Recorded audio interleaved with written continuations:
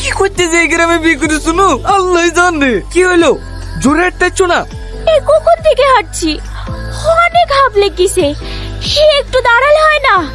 না না এই মাঝ রাস্তায় দাঁড়ালে লোকে কি ভাববে অতই যদি লোকের ভাবনা দেখতো তাহলে এতটা পথ হাঁটতো না, ঠিকই একটা গাড়ি ভাড়া করতাম।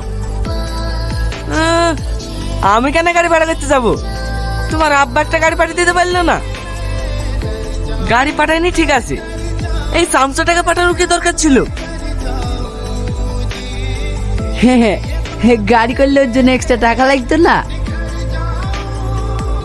আমি জীবনেও তোমার মতো কিপটি দেখিনি। প্রথম শ্বশুর বাড়ি যাইছো, একটু তো খরচা হবেই।